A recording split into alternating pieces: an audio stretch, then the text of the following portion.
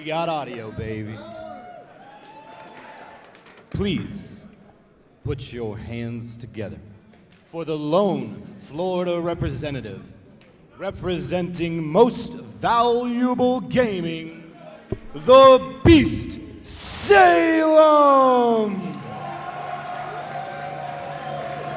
All right. Salem, I don't think we're going to get quite the character of Captain Zach. Salem has always been a silent killer. Blowing some kisses to the crowd, though. All right, I like it. There it is, man. He's got his arm all wrapped up.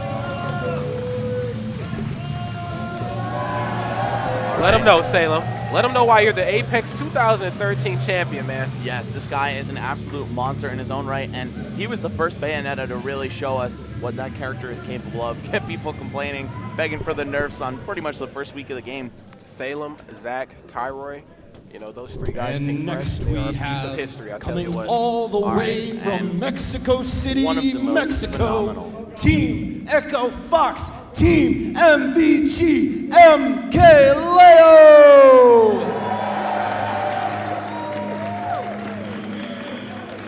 All right, MKLeo, only 16 years old, but a contender for the second best player in the world. A lot of that hinges on his performance today. There's a couple people really hungry to catch up to him, but an extremely calm, killer-like entrance. No expression, no fancy stuff. He knows he's here to play, and that's it. He's fighting for a lot. He's done some things, man. Winning, if I'm not mistaken, Zero Saga. I mean, he has some tournaments under his belt. Winning Genesis as well. Yeah, MKLeo definitely has so many W's, and we could spend probably the rest of the top 8 talking about him. Very correct. Salem has proven to be a thorn in his side historically at even some of the earliest tournaments during Bayonetta's release.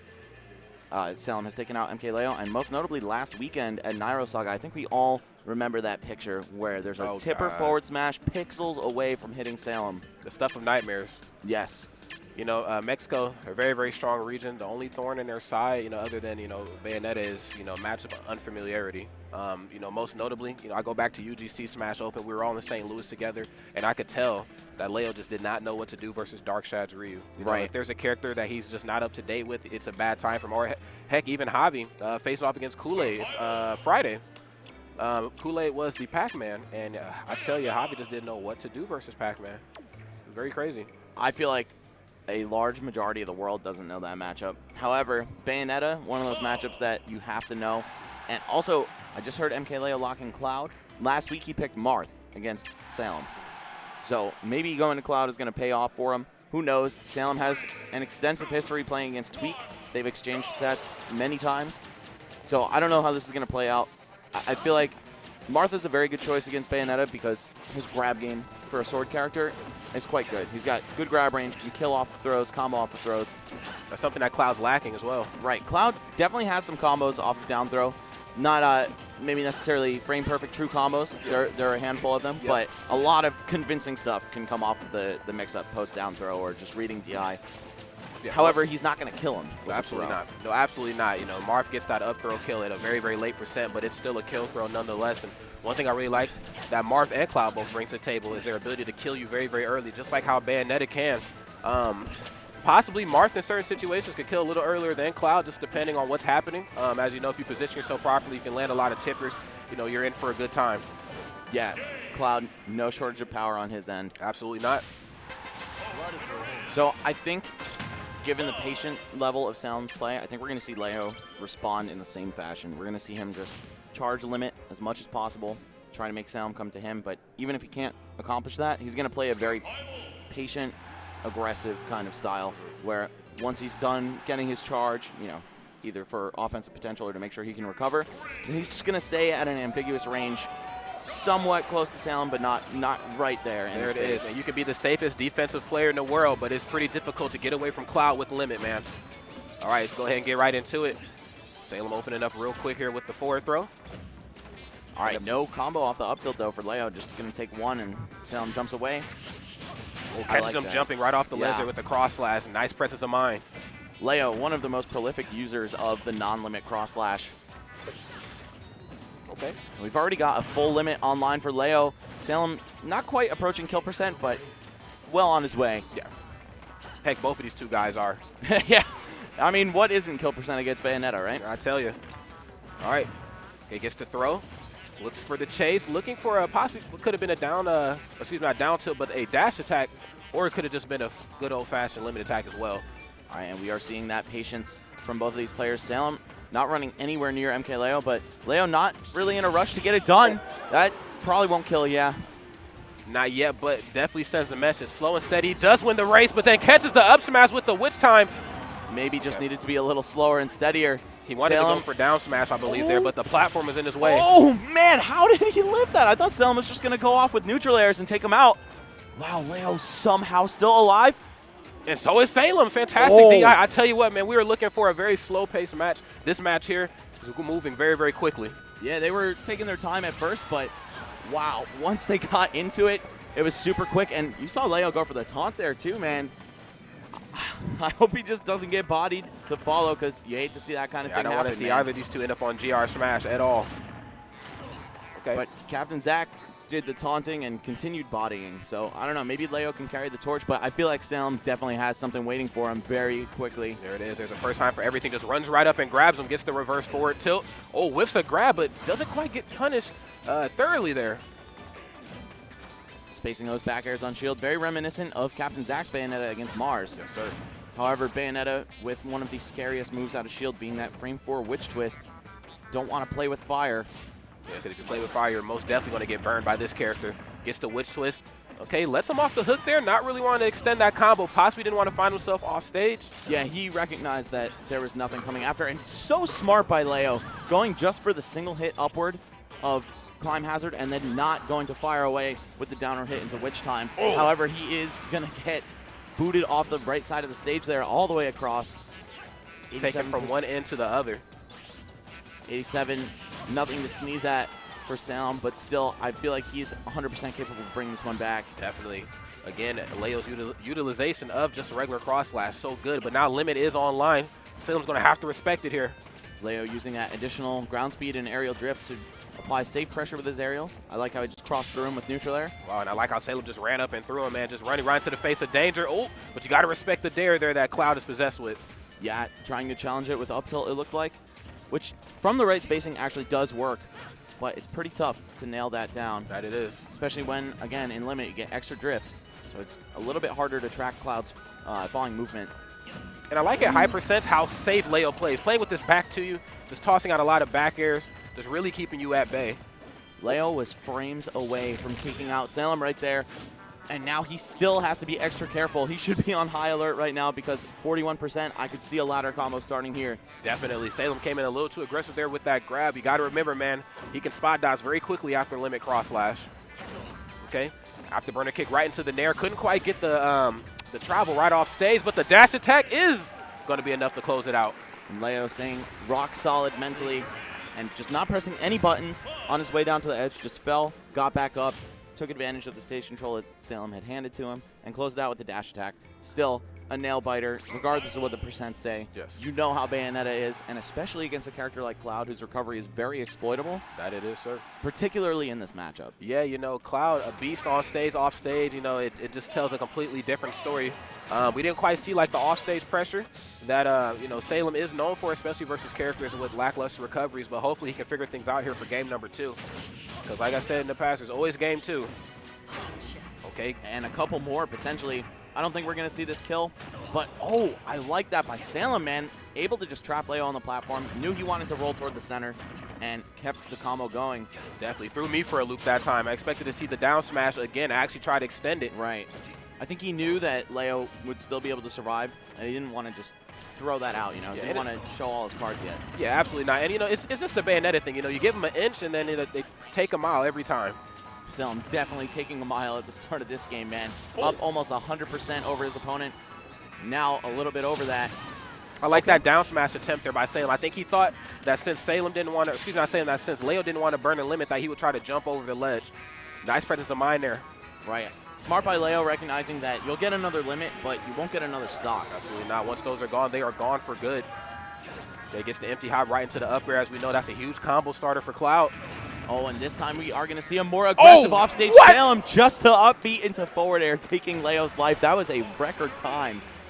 for MKLeo dropping a game. I don't think I've ever seen it happen that fast. I tell these guys all the time, and when it comes to Bayonetta, it could go to a timeout or it can be a very, very quick game. It just depends on how well Bayonetta can control the overall timing and the pacing of the match at hand. That was nuts, man. Like I feel like it was too fast for me to even recognize that it was almost over. You blinked and he was dead. Yeah, but of course that is the huge weakness of Cloud. Pretty predictable recovery, definitely exploitable, not a lot of distance, not a lot of hitbox coverage either. And plus, if you do get hit, if he manages to make it back on, I mean, you don't want to give Cloud stage control, but also you're only taking like 5% from that up B. Yeah. Let's see how well both these two guys here can use Battlefield. You know, these two characters can do a lot with platforms, probably most notably MKLeo. We get a lot of the charge cancel started up. And also the up airs from underneath. Oh, yeah. He's in the gym, man. The reps are already starting up. There you go. And we can also see a higher starting point for the Bayonetta ladder combos. Kind of compensates for the fact that Battlefield has a very high ceiling. Yeah, the large blast zones here don't really seem to bother Bayonetta much. Yeah, she can still get it done no matter what. She could also just take Cloud off stage and not be hampered by that. Let's see, though. MKLeo with a slight lead here, but he's got the limit, he's got the momentum, and he's got the stage control, at least for the time being. Yeah. Leo finding it very difficult to get his feet back onto center stage here. The up tilt catching him of all hitboxes. Uh-oh. No, Salem overshooting. Oh, and did he Leo just reaching too hard? That man just witch timed the finishing touch. That's the first time I've seen that in person. Yeah, that slow tornado definitely just looks super unorthodox. Salem turning things around so quickly here. It's looking great for Leo for a second, but just not quite ready for some of Bayonetta's own pressure from underneath. Yeah, you know, that was a nice stall out there on Leo's behalf. I do like the attempt by Salem, though, as well. Wow. The bullet climax to try to keep him out there. Nonetheless, finds himself getting grabbed. Can Leo find his way back on stage? That was so sick from him poking through the stage with up air. A lot of Clouds, you know, they're too shook off stage. Oh, speaking of shook. But yeah, usually you're not ready to just throw an aerial as Cloud. You're focused on making sure you reach the edge. And unfortunately, he charged the limit and tried to cancel just as he had fully completed it. Was still holding down, got finishing touch, and killed off of it. Okay, that's what happened. Because at first I thought he was trying to maybe throw Salem for a loop, maybe try to fake him out and stall out. But then it's like, but that hitbox lasts so long. Like that animation is there quite a bit. I just don't think Leo was aware of how much limit he actually had beforehand. And we're potentially going to see Salem go up 2-1 here if he's able to close out these edge guards. A little bit off the mark, gets up bead. And he's still hanging on, but just barely. 146 on his super light character. Yeah, you got to watch yourself. I like that witch time attempt there off the right side of the stage, just in case Leo tried to come out with the dash attack. He had it covered. Leo just barely managing to make it back to the stage here. Short hop back here. Oh, nice. Punishes the up smash accordingly. Gets him off stage again, but lets him off the hook. Yeah, again, Leo just drifting to the edge, not wanting to spend a jumper and air dodge. Oh, and he just spends the limit, but no, not enough still. Not enough money at all. He spent it, but just didn't quite have enough. Okay, trying to fake him out. He looks to catch him there with the down smash that time. Up air finally going to close it out. 91% for MKLeo. He's knocking on death's door to some degree, but also we've seen Cloud do some crazy things, especially in the hands of an expert player like this. Yeah, he's definitely on life support, but I don't want to call it yet, man. And he has to be so careful because one witch time is going to be the end. As long as Salem plays a relatively anti-grab-based game, I think we're going to see, you know, Leo really struggle to peel this one off of him here. Yeah, you know, there's a lot of opportunities, you know, getting ready to come out here, especially on Leo's behalf. You know, he has a bit of rage. He has the limit. Let's see if he can make some magic happen. It's going to be easier said than done, though, especially when you find yourself off stage. Again, the pressure. Not even really looking to, you know, connect with any of those backers. Just really wanting him to burn that limit. As long as that limit is spent, Salem's in a good position. And there's a lot on the line for Leo as well because Salem is actually 2-0 over him as of recent. This is definitely not the person you'd want to run into first round of top 8 if you're MKLeo, but I don't know. Can we see him defy the odds? He's starting to open up a bit more here. Hopefully we can see that. Okay, the nice mix-up in the air with the dive kick. And look at that, Leo so hesitant to press any buttons. Doesn't want to commit to something that can get witch time or just punished at all. Oh no, he's going to force him out. Okay, gets the limit. Oh, but unfortunately, it was a little too late. But I tell you what, though, you know, he's not being as aggressive. A lot of young players in this game, they're known for being very, very aggressive. You know, they're very flashy. They bring a lot of hype to the table. You know, they're a lot of offense. I think after Naira Saga, like you talked about briefly before the match, he definitely had to cool his jets a little bit. We're starting to see a patient Leo. A patient Leo is a very scary Leo. Uh-oh, and we got a little coaching come out. Coach Javi on the stage. And yeah, I have to say, you're very right that Leo, despite being one of the youngest top players, definitely knows when to press that cool button and not just rush in and go crazy. I mean, granted, he does have a crazy offense when he knows he's allowed to do so. Absolutely. But you really have to play that kind of patient game against Bayonetta. Can't say it enough. Which time is so dangerous, especially for characters like Cloud who don't have the strongest grab game. Have to divert to that Z button instead. Whoa. Yeah, offense sells tickets. They bring in Twitch views, but the defense is what wins the game. Hold on. You heard that, though, right? Yes, sir. You heard Corrin come out for MKLeo. Okay. This is definitely new. Definitely new stuff. I mean, we've seen him use this character in the past, most notably at a large Mexican tournament a couple months ago. But I don't know. Is this the time and the place to be bringing this character out? Let's see. He's doing a pretty solid job right now playing footsies. I tell you, this character has been the stuff of myth here as of late. We don't quite get to see it as much over here in the States. Yeah, I do think Corrin is a very strong character. Not quite sure how she fares against Bayonetta, but as we were talking about before, having kill throws and a good grab game is very useful against her. So maybe we'll see Leo take advantage of that, or maybe we'll just see Salem avoid grabs again. You know, one thing I'm really worried about, especially on Leo's behalf here, is how big Corrin's hitboxes are and how easy it will be for Salem to witch time him. Very true, but that also means he's going to have an easier time keeping him out with the large hitboxes. Yes, sir. So it's a matter of how predictable he's going to be with throwing out those moves to space. So far, it's been working out, but of course, only up about 40%. It's nothing you can really count on. No, sir, especially when you know, you see Salem utilizing that down tilt and witch time as proficiently as he is known to do, and still finds a way to land the up smash. That was actually a gorgeous conversion. Salem, knowing he had the time to just get onto that top platform, turn around up smash. It doesn't stop. Okay. Got a little standoff off stage. I like it, but the nair into the up air, tacking on huge damage. We have ourselves an even game here. And just going to use the Dragon Lunge right into Salem's feet there. Able to recover using the Paralyzer shot, Dragon Fang shot off stage. Yes, sir.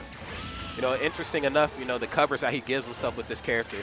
It's definitely a breath of fresh air in comparison to somebody like a Cloud, you know.